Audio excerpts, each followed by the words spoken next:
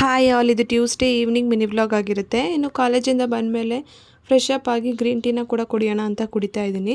ಇವತ್ತು ಯಾಕೋ ಟೀ ಮಾಡೋದಕ್ಕೆ ಮನಸ್ಸಿರಲಿಲ್ಲ. ಸೊ ಗ್ರೀನ್ ಟೀ ಆದರೆ ಬೇಗ ಆಗುತ್ತಲ್ವಾ, ಹಾಗೆ ಕೆಲಸನೂ ಕಡಿಮೆ. ಸೊ ಅದಕ್ಕೋಸ್ಕರ ಗ್ರೀನ್ ಟೀನ ಕುಡಿಯೋಣ ಅಂತ ಕುಡಿತಾ ಇದ್ದೀನಿ. ಇನ್ನು ಗ್ರೀನ್ ಟೀ ಎಲ್ಲ ಕುಡಿದ್ಮೇಲೆ ರಾತ್ರಿ ಊಟಕ್ಕೆ ಚೆಟ್ಟಿನಾಡ್ ಚಿಕನ್ ಫ್ರೈ ಹಾಗೆ ರೈಸ್ನ ಕೂಡ ಮಾಡ್ತಾಯಿದ್ದೀನಿ. ಇವತ್ತು ಯಾಕೋ ಚಿಕನ್ ತಿನ್ನಬೇಕು ಅಂತ ತುಂಬ ಅನ್ನಿಸ್ತಾ ಇತ್ತು. ಚೆಟ್ಟಿನಾಡ್ ಚಿಕನ್ನ ಟ್ರೈ ಮಾಡಿದೆ, ತುಂಬಾ ಚೆನ್ನಾಗಿ ಬಂದಿತ್ತು.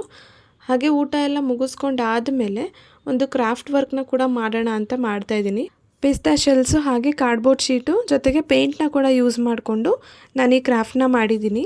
ಈ ಕ್ರಾಫ್ಟ್ನ ಮಾಡೋದಕ್ಕೆ ನನಗೆ ಸುಮಾರು 2 ಅವರ್ ಬೇಕಾಯಿತು. ಯಾಕಂದರೆ ಎಲ್ಲ ಪಿಸ್ತಾ ಶೆಲ್ಸ್ಗೂ ನೀಟಾಗಿ ಪೇಂಟ್ ಮಾಡಬೇಕು, ಆ ಪೇಂಟ್ ಎಲ್ಲ ಡ್ರೈ ಆಗಬೇಕು, ಆಮೇಲೆ ಅದನ್ನು ಪೇಸ್ಟ್ ಮಾಡಬೇಕು.